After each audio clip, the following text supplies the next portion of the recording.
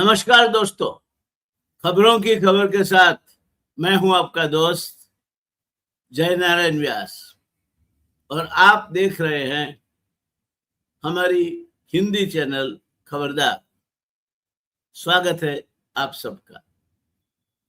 दोस्तों, सोनम वांगचुक अब ऐसा नाम नहीं रहा जो किसी परिचय का मोहताज हो।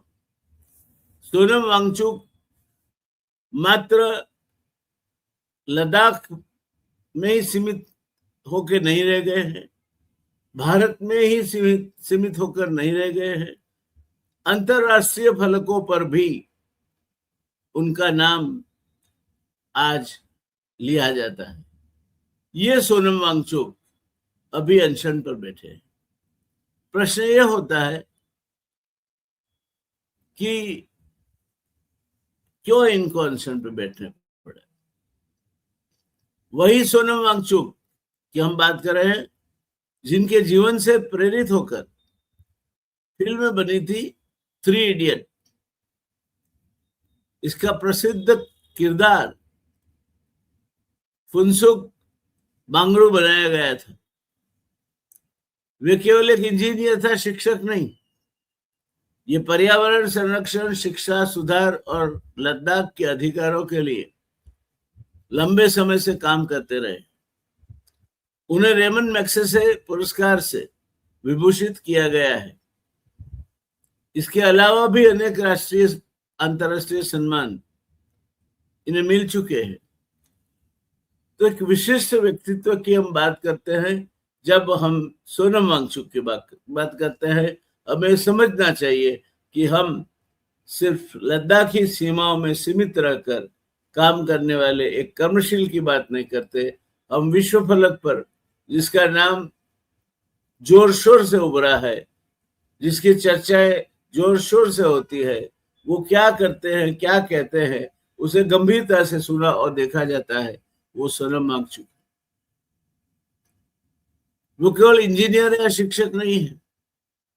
ये पर्यावरण संरक्षण, शिक्षा सुधार और लद्दाख के अधिकारों के लिए लंबे समय से काम करते हैं। आज चर्चा उनके किसी नए आविष्कार की नहीं है, बल्कि उन्हें अनिश्चितकालीन भूख हड़ताल पर बैठने की है। सवाल है, आखिर सोनम वांगचुक के साथ ये क्या हो रहा है? हुआ क्या है जो इनको आमरणांत उपवास का शरण लेना पड़े? दरअसल सोनम वांगचुक दिल्ली के जंतर मंतर पर अनिश्चितकालीन अनशन पर बैठे हैं। ताजा रिपोर्टों के अनुसार उनका अनशन 17वें दिन में प्रवेश कर चुका है। इस दौरान उनका लगभग 8.5 किलोग्राम वजन कम हो चुका है और डॉक्टर उनकी गिरती सेहत को लेकर चिंता जता रहे हैं। देश की अनेक प्रमुख हस्तियों ने उनके स्वास्थ्य की रक्षा के लिए अनशन समाप्त करने की सोनम वांगचुक को अपील भी की। लेकिन प्रश्नों का प्रश्न यह है कि वो अनशन पर बैठे क्यों? दोस्तों, वर्तमान आंदोलन का केंद्र शिक्षा व्यवस्था और परीक्षा प्रणाली से जुड़ता है। हाल के परीक्षा पत्र लीक विवाद के बाद जवाबदेही तय करना, सुधारों की मांग और शिक्षा मंत्री के इस्तीफे की मांग का समर्थन सोनम वांगचुक कर रहे हैं। इस देश में कई स्पर्धात्मक परीक्षाओं के पेपर लीक हो, ये बात जैसे आम बन चुकी है और इसीलिए आज सोनम वांगचुक ने अपना अमोघ शस्त्र अमर्यादित समय तक अनशन और शिक्षा मंत्री का इस्तीफा मांगकर बाकी की चीजों के लिए सरकार सतर्क रहे, ये बात लेकर वो अनशन पे बैठे। यह आंदोलन युवाओं में बढ़ती बेरोजगारी, प्रतियोगी परीक्षाओं में पारदर्शिता और शिक्षा व्यवस्था में विश्वास बहाल करने जैसे व्यापक प्रश्नों से जुड़ गया है और उसे जुड़ना था, क्योंकि एक अरसे से युवा बेरोजगारी का प्रश्न, शिक्षण की गुणवत्ता का प्रश्न, कॉम्पिटिटिव एग्जाम्स जिन्हें हम बोलते हैं, जिसके जरिए मेडिकल, आईआईटी जैसी संस्थाओं में आपको प्रवेश मिलता है, उसके पेपर्स जैसे पूर्व निर्धारित हो ठीक उसी तरह लीक होते जाना, और शिक्षा मंत्री ने जिस तरह अहमदाबाद आईआईएम के गेट पर पत्रकारों को जवाब दिया था, इस तरह बिल्कुल गैर जिम्मेवाराना जवाब देना, ये सब चीजों ने सोनम वांगचुक को अपने ये इरादे में मक्कम किया है और आज वो 18वां दिन उपवास पे चालू है। पिछले कई वर्षों से दोस्तों वे लद्दाख के पर्यावरण संरक्षण, स्थानीय लोगों के अधिकार और संवैधानिक सुरक्षा की मांग को लेकर लगातार आवाज उठाते रहते हैं। उन्होंने पहले भी जलवायु संरक्षण, 6ठी अनुसूची के अनुसार तहत संवैधानिक सुरक्षा और लद्दाख के भविष्य से जुड़े मुद्दों पर लंबे आंदोलन और अनशन किया है। उनके समर्थकों का कहना है कि वे किसी राजनीतिक दल के लिए नहीं, बल्कि जनता और आने वाली पीढ़ियों के भविष्य के लिए संघर्ष कर रहे हैं। दूसरी ओर सरकार का दृष्टिकोण अलग है। सरकार का कहना है कि अनेक मुद्दों पर बातचीत और सुधार की प्रक्रिया जारी है तथा संवैधानिक और प्रशासनिक निर्णय निर्धारित प्रक्रिया के अनुसार लिए जा सकते हैं। सरकार यह भी मानती है कि ऐसे जटिल प्रश्नों का समाधान केवल आंदोलनों से नहीं, बल्कि संस्थागत संवाद से निकालना चाहिए। अगर भारतीय जनता पार्टी ये कहती है, तो भारतीय जनता पार्टी का जन्म और आज वो जो भी है वो आंदोलन से ही हुआ है। यहां तक कि फेक आंदोलन अन्ना हजारे का खड़ा करके कांग्रेस के विरुद्ध में एक लोकमत खड़ा करने के लिए अन्ना हजारे का उपयोग भी भारतीय जनता पार्टी और राष्ट्रीय स्वयंसेवक संघ ने किया था, ऐसा आक्षेप उन पे लगता है।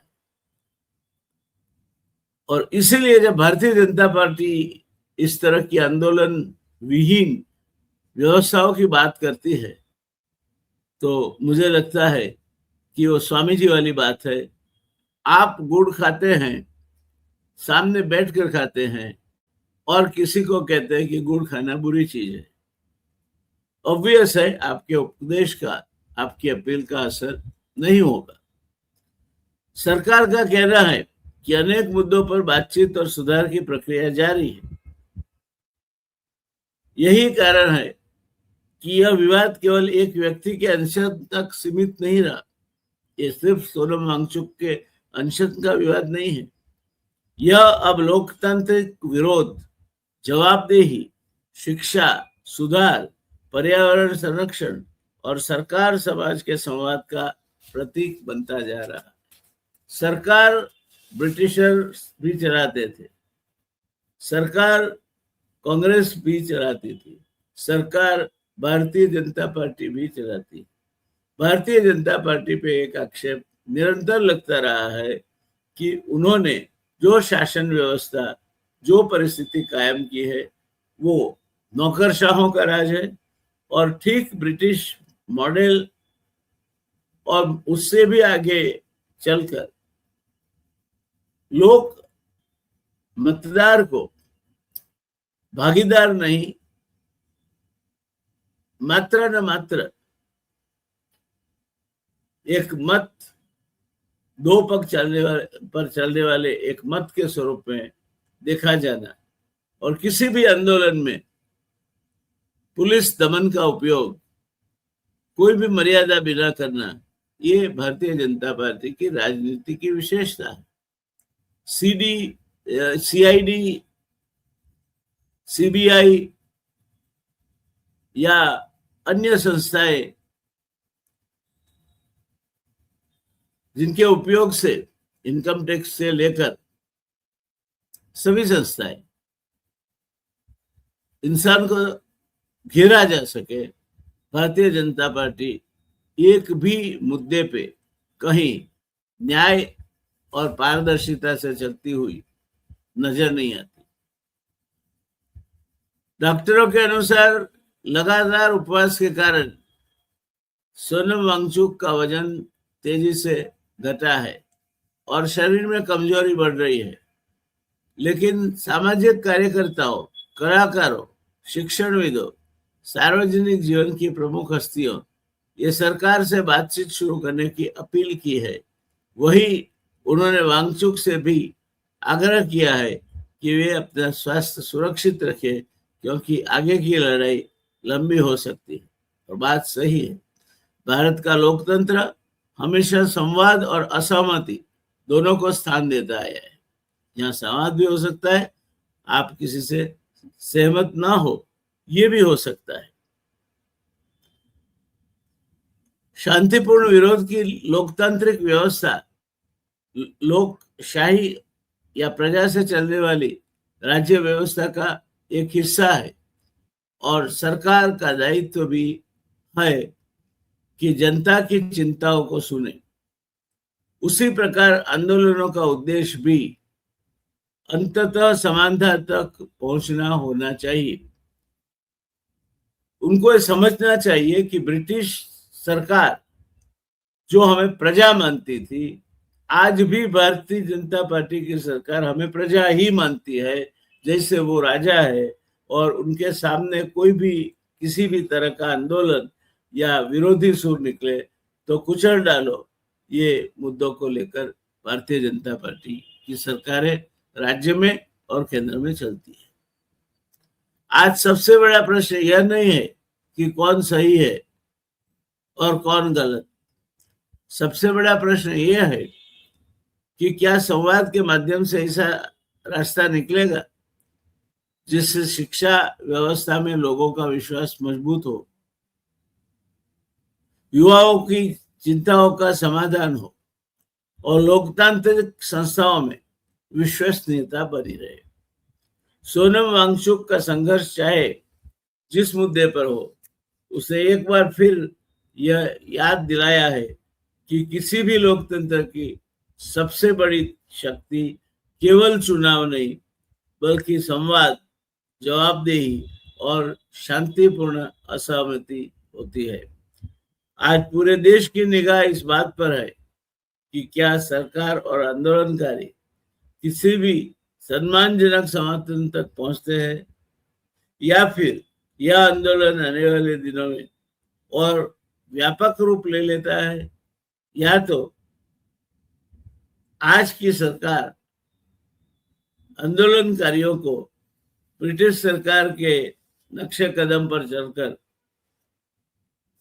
कुचल देना चाहती है ताकि फिर कभी कोई आंदोलन करने की हिम्मत न करे। सोनम वांगचुक के किस्से में क्या होता है ये देखना रसप्रद होगा, क्योंकि उनका जो उपवास है, जो अनशन पे बैठे हैं, वो कोई व्यक्तिगत प्राप्ति या व्यक्तिगत हेतुओं को लेकर नहीं,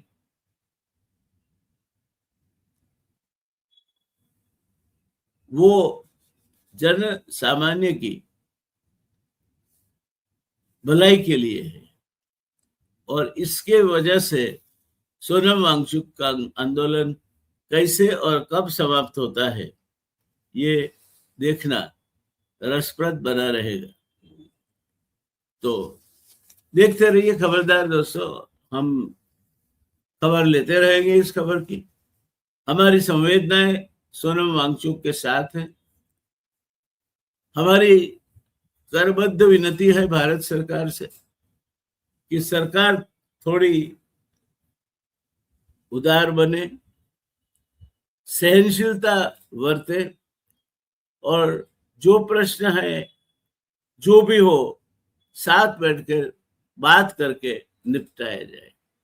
जब ये नहीं होता तब ऐसी समस्याएं फिर विकृति का रूप लेती है, जो हिंसक आंदोलन में परिवर्तित होता है। हम ये नहीं चाहते। हम चाहते हैं कि जब सोनम वांगचुक जैसे एक आदर्श गांधी के रास्ते पे चलने वाले व्यक्ति ने ये मुद्दे कि परीक्षाएं ठीक से हो, पारदर्शिता हो, समयबद्धता हो, सरकार अपनी जवाबदेही पर प्रतिबद्ध हो, ऐसे तो कोई मुद्दे हैं नहीं। लद्दाख के लिए उन्होंने परिशिष्ट 6 के मुताबिक एक ट्राइबल स्टेट को जो मिलता है विशेषाधिकार मांगा है। उन्होंने लद्दाख का केंद्र शासित प्रदेश नहीं रहते हुए राज्य, अलग राज्य मांगा है। उसकी वजह है, वो कहते हैं कि हमारे युवा जो है वो यूपीएससी या जीपीएससी में सिलेक्ट नहीं हो सकते। तो हम, हमारा जो लोकल ब्यूरोक्रेसी है वो हमारे युवाओं से, हमारे जो उपलब्ध मानव संसाधन है उनका इस्तेमाल करके हम तैयार करना चाहते हैं। मगर इसके सामने ये भी कहा जाता है कि किसी एक बड़े उद्योगपति को करीब 175 स्क्वायर यानी कि वर्ग किलोमीटर जगह खदान के लिए दी गई है, जिससे पर्यावरण का सत्यानाश निकल सकता है। अगर लद्दाख अलग राज्य होता तो ये सम्मति राज्य की ओर से कभी नहीं मिलती। सेक्शन 6 का इस्तेमाल होता और ये उद्योगपति उनकी इतनी सारी पहचान, वर्ग, साधन, संसाधन होने के बावजूद भी पर्यावरण विच्छेद का इतना बड़ा काम नहीं कर पाते। हमें ये भी याद रखना चाहिए कि लद्दाख की एक ओर की सीमा पाकिस्तान से लगती है तो दूसरी ओर की सीमा चीन से लगती है। क्या हम लद्दाख को हमारा संरक्षण बने रहने के बजाय हमारे सामने रखेंगे? क्या हमें मालूम है कि कारगिल आक्रमण की सबसे पहली भनक, सबसे पहली खबर अगर किसी ने दी थी तो लद्दाखी चरवाहों ने दी थी। हम चाहते हैं कि लद्दाख भारत का एक अग्रिम राज्य बना रहे, भारत माँ के ताज का ये एक कोहिनूर हीरा चमकता दमकता रहे। लद्दाख हमारा है, हमारा रहे, हमारे साथ रहे। यही भावनाओं के साथ सोनम वांगचुक के स्वास्थ्य के लिए प्रार्थना करते हुए, उनके मुद्दों के समर्थन में ये एक बात जो हमने रखी उसे उनको ही समर्पित करते हुए हम आपसे विदा लेते हैं। मैं हूं डॉक्टर जयनारायण व्यास और आप देख रहे हैं खबरदार। धन्यवाद दोस्तों।